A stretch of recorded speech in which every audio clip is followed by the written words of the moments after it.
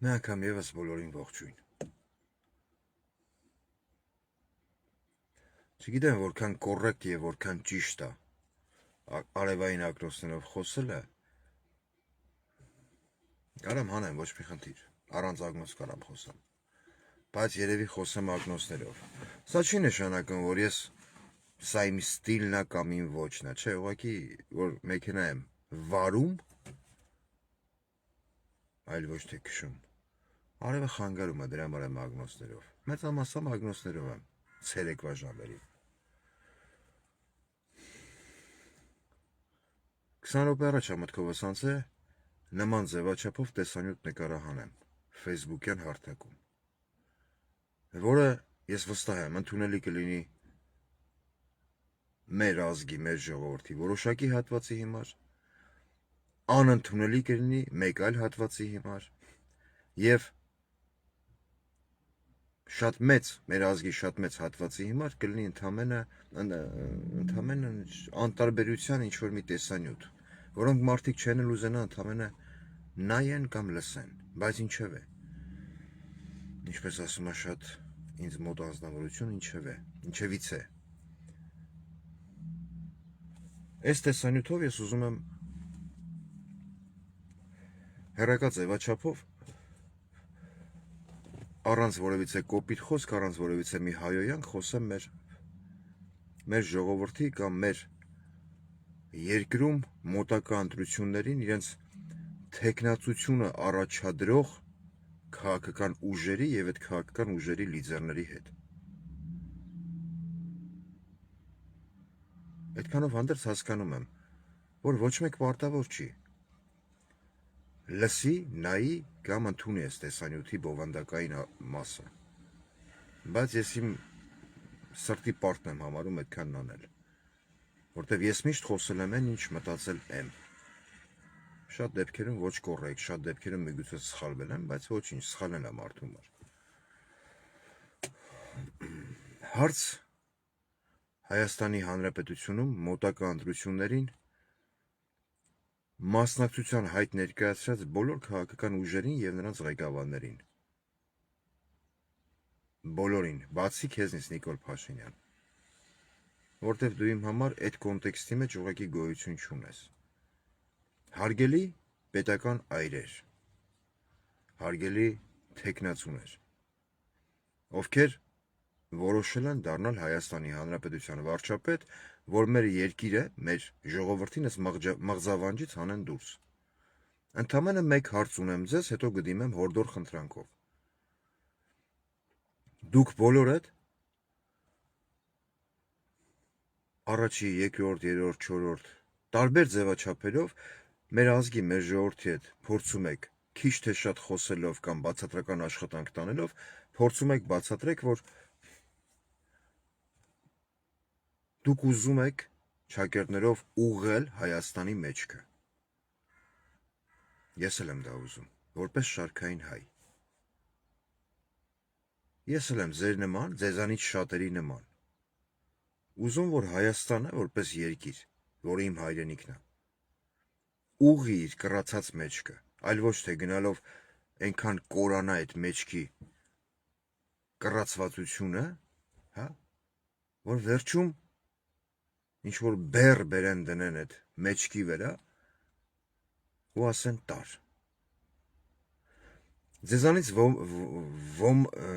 Ձեզանից ովքեր են ավելի անկեղծ այդ մտադրության մեջ կամ ովքեր են ավելի, ես հիմա դիմում եմ վարչապետի թեկնածություն առաջադրած թեկնածուներին, ովքեր են ձևական առումով դա անում, ինձ ընդհանրապես հետաքրքիր չի։ Ես չեմ էլ ուզում խորանամ այդ կոնտեքստի մեջ։ Ես ուզում եմ ունենալ իմ երկրում արժանապատիվ ղեկավար։ Արժանապատիվ։ Բայց կա մի հանգամանք, որը ուզենք թե չուզենք,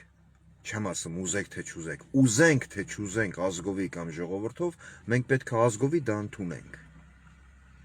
Նիկոլ Փաշինյան անհատականությունը իր կառավարման 7-8 տարիների ընթացքում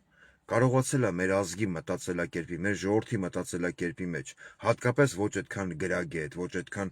ուսում ստացած մարդկանց մտածելակերպի մեջ մտցնի ձեր բոբո կերպարը, չէ՞։ Հա։ Այդքանով հանդերձ մեր հասարակությունը, մեր ժողովուրդը, մեր ազգը կիսված է տարբեր շերտերի, տարբեր խմբավորումների, որը շատ ողբերգական հետևանքներ կարող ունենա մեր բոլորի համար։ Ու այդ պարագայում ընդհանրապես կարևոր չի հայը կլինի Նիկոլ Փաշինյանական, Ռոբերտ Քոչարյանական, Սերժ Սարգսյանական, Գագիկ Ծառուկյանական, Սամվել Կարապետյանական, էական չի, քանի որ տարանջատված հասարակության մեջ միշտ ավելի հեշտ է սերմանել թշնամություն, ավելի հեշտ է պառակտել այդ հասարակությանը կամ այդ ազգին։ Մեզ պետք է միասնականություն, ճիշտ է։ Երևի շատերը, ձեզանից շատերը կհամաձայնվեն այդ մտքի հետ, որը ես չեմ ասում իմն է, դուք էլ եք միգուցե այդպես մտքեր ասել, դուք էլ եք միգուցե այդ գաղափարին կողմ, դուք էլ եք միգուցե առաջնորդվում այդ գաղափարախոսությամբ, այդ խոսույթով, այդ տերմինոլոգիայով, տերմինաբանությամբ։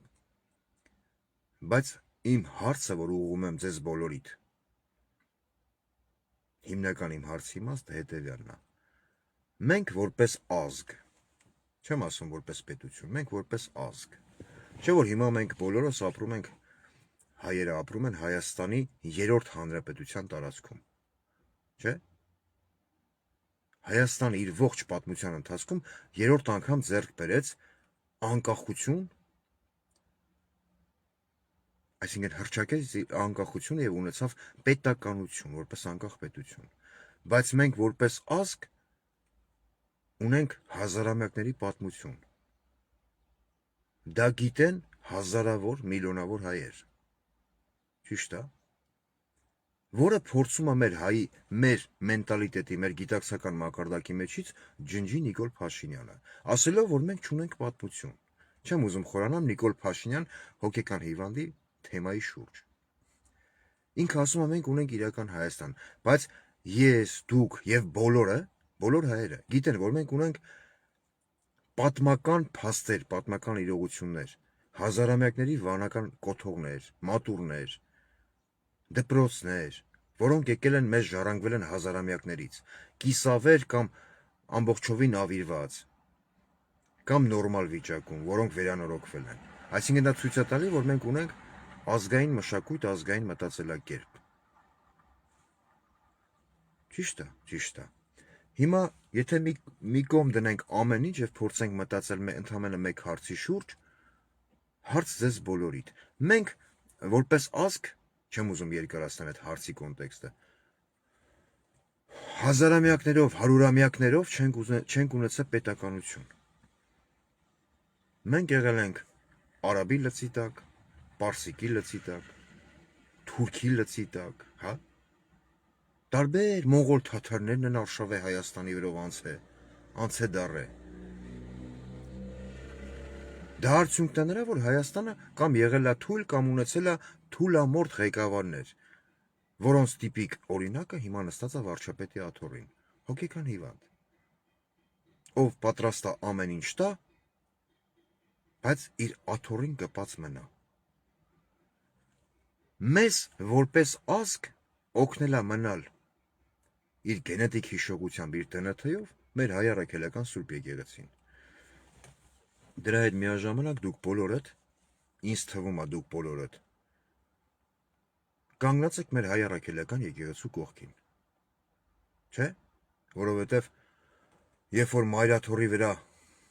արշավեցին Նիկոլ Փաշինյանի գլխավորությամբ որոշ տիրադավ եպիսկոպոսներ, Մայրաթոռի բակում հավաքված մարդիկ անկուսակցական էին։ Նրանք ուղղակի հայ էին, ովքեր եկել էին պաշտպանելու Մայրաթոռը բաշի բոզուկների արշավանքից։ Հիմա եթե դուք վարչապետի թեկնածություն առաջադրած անհատականություններդ իրոք մտահոգ եք այն հարցի շուրջ, որ մենք պիտի մեր երկիրը դուրս հանենք մղձավանջից, հանենք այս կիսակռացած վիճակից, ամեն մեկը ձեր հերթին միաժամանակ հաշվի առնելով, որ մեր ժողովրդի մեջ արդեն տևական ժամանակ սերմանվել է, որ ձեզանից շատերը բոբո են, Այսինքն մեր ժողովրդի մեր հասարակության մեջ կան հատվածներ, ովքեր առանց հասկանալու, առանց գիտակցելու, թե որքանով է ճիշտ է տեղեկատվությունը, որքանով է սխալ, ուղղակի չեն սիրում ձեզ, ձեր կերպարը, չեն սիրում։ Կա հասարակության մի շերտ, ովքեր չի ընդունում, օրինակ, Սերժ Սարգսյանի կերպարը։ Հասարակության մի շերտ կա, ով աշկովաց չի սիրում խոսքի օրինակ Ռոբերտ Քոչարյանին, Հայաստանի երկրորդ նախագահին։ Կա, ուզենք թե չուզենք, դա փաստացի իրականություն է։ Ինչն է ձեզ խանգարում, եթե դուք ունեք իրոք մտադրություն երկիրը փրկել թրքացումից եւ դուրս բերել այս կռացած վիճակից, էլ եմ ասում, գնում եք ընտրության, Աստված ձեր հետ։ Բայց եկեք մեկ միասնական գաղափարի շուրջ գոնե մեկ միասնական գաղափարով հանդես եկեք։ Մասնակցեք ընտրություններին։ Ես ով եմ, որ ձեզ ասեմ մի մասնակցեք կամ մասնակցեք։ Ես շատ փոքր ֆիգուր եմ ձեր համեմատ։ Բայց դրա հետ միաժամանակ ես հայ եմ, ով ուզում է իր երկրին ղեկին տեսնի բանիմաց ղեկավար, ով ուզում է իր երկրի ղեկին տեսնի նորմալ պետականամետ մարդ, որպես բարի կամքի դրսևորում եւ հաշվի առնելով այն փաստը, որ մեր հայ առաքելական Սուրբ եկեղեցին հազարամյակներով պահել է մեր ինքնությունը, որպես տարբերակ ձեր գրասենյակների միջոցով կարող եք հայտարարել, բոլոր քաղաքական ուժերին եմ ասում, որ դուք մասնակցում եք ընտրություններին, բայց ձեր հաղթանակի դեպքում Հայաստանի Հանրապետության վարչապետի թեկնածուն դա Միքայել Սրբազան Աջապահյանն է։ Մարդ, ով մեծատառով տղամարդ է։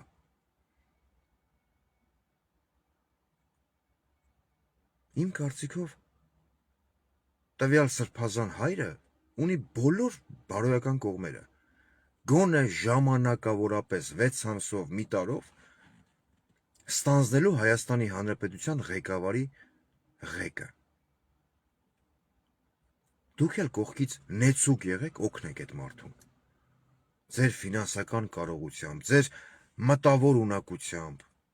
ձեր դիվանագիտական կապերով։ Քանի որ եթե մի փոքր խորը մտածեք, հարգելի վարչապետի թեկնածուներ,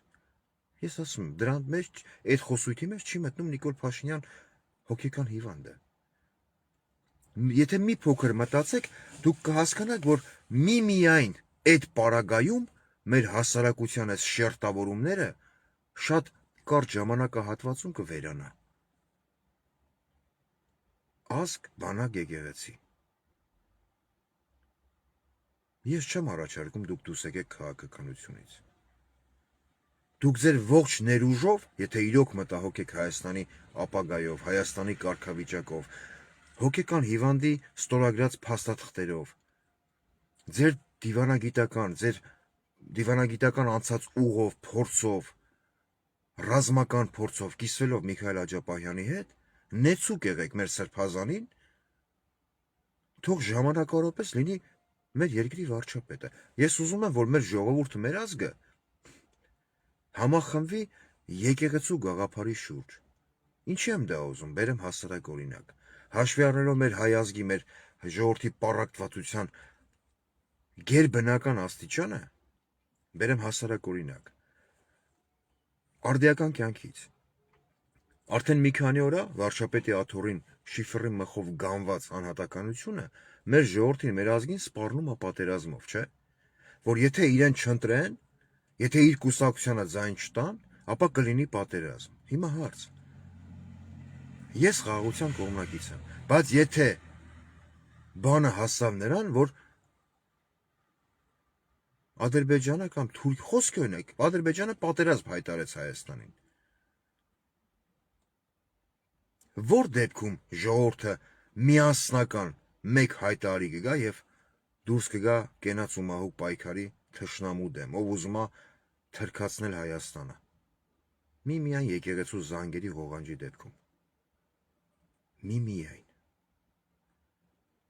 Միքայել Սրբազան Աջապահյանը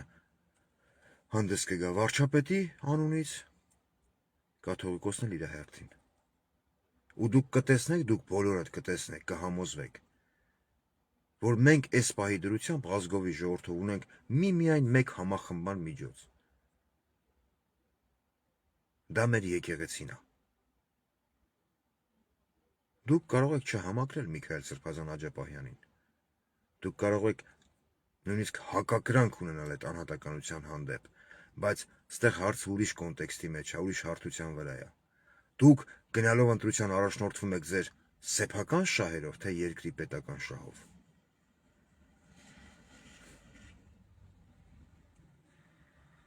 Դուք ձեր այդ քայլով կապացուցեք,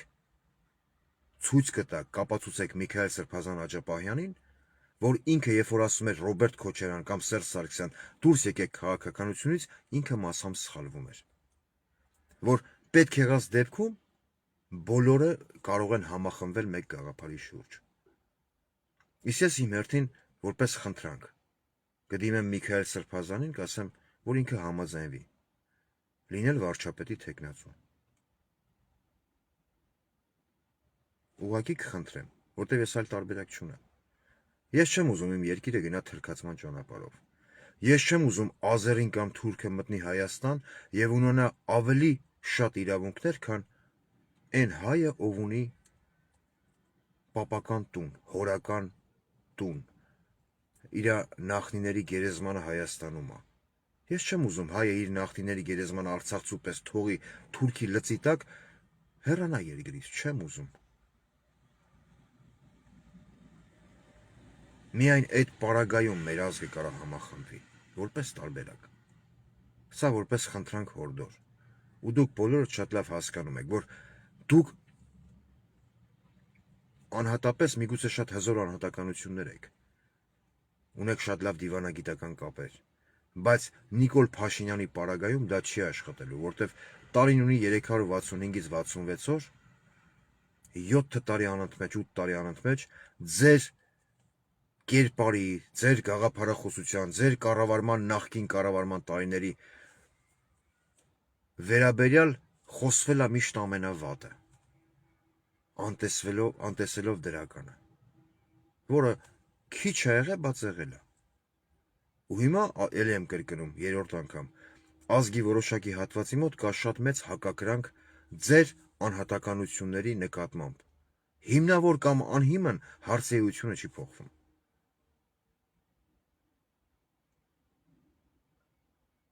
Ես հույս ունեմ, որ դուք որպես պետականամետ գործիչներ, ովքեր առաջնորդվում են երկրի պետական շահով, գոնե այդ հարցում միասնական ճակատով հանդես կգաք։ Այլ ոչ թե ընտրություններին, որոնք կլինեն հունիսի 7-ին, մեր ազգը կանցնի հերթական մղձավանջի մեջով։ Քանի որ ձեր հակառակորդը ճակերտներով մարդը անհատական մարդ չի, սողունը, որը չունի սրբության կամ բարոյականության չափանիշներ եւ սահմաններ։ Գնալ նման մարդու հետ ձեր առաջ քաշած գաղափարախոսությամբ, դա նույն բանն է, ոնց որ դուք ինքներդ ձեր դատավճիռը ստորագրեք։ Իսկ եթե կորոշեք անտեսեք իմ խնդրանք հորդորը, կգնաք ձեր ճանապարհով։ Աստված ես հաջողություն տա, ինչ ասեմ։ Բայց մեկ միասնական ճակատի դեպքում շատ մեծ է հնարավորությունը, որ Նիկոլ Փաշինյանը կհեռացվի Հայաստանի ղեկավարի։ Եվ հայը վերջապես կհասկանա, որ այդ երկիրը բոլորինս է, որ այդ երկրում չպետք է լինի շերտավորումներ, սպիտակներ, սևեր, մոխրագույններ, հասարակությունը չպետք է լինի պառակտված։ Շատ հեշտ է հասարակությանը, կրկնում եմ, բերել մի հայտարարի։ Ինչի պետք է անպայման պատերազմ լինի, որ մեր ժողովուրդը գա միասնական մի ճակատի վրա, մտածելակերպով իրանց գործունեությամբ։ Չէ։ Մի մոռացեք, որ Նիկոլ Փաշինյանը եւ Նիկոլ Փաշինյանի բլոգերանման մարդու տաձև կերպարանք ունեցող սեռաշեղված անհատականությունները, ովքեր լինելով պոռնո դերասաններ, եկեղեցու ֆոնին վիդեո են նկարում եւ քարկոծում են արցախցի կնոջը, նույն ինքը Ռամաշկա Ռոման։ Մեր ազգի մեջ սերմանում են Օվերտոնի պատուհան կոչված հասկացողությունը, որ վաղը մեր հայ մատաղ սերունդը նայելով Ռոման Բաղդասարյանին չի հասկանալու, որ ինքը լսում է մեկին, ով չունի ոչ մի բարոյական սրբություն։ Կամ վարչապետը անվանելու մեկին, ով իր հոգեպես պղծության ողջ էությունը նկարագրել է իր հեղինակային գրքի մեջ։ Ես չեմ ուզում իմ երկրում մեծացող, ուսում ստացող, կրթվող մատաղ սերունդը նման մտածելակերպի, նման մթնոլորտի մեջ մեծանա։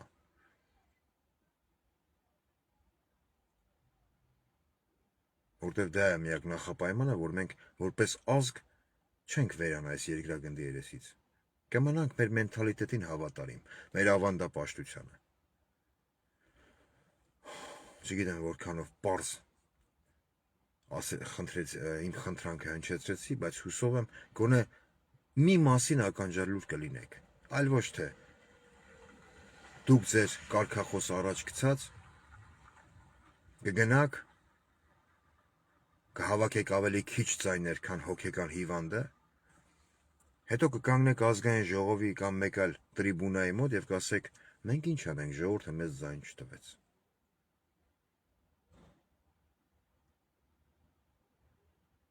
Եկեղեցին է միակ կապող օղակը, որ կարող մեր ժողովրդին համախմբի։ Եկեղեցին։ Ես չեմ ասում կաթողիկոսը, ես չեմ ասում սրբազանները, եկեղեցին։ Իսկ եկեղեցու սպասավորների մեջ շատ ու շատ արժանավոր մարդիկ կան։ Կոնկրետ իմ թեկնածուն Միքայել Սրբազան Աջապահյանն է։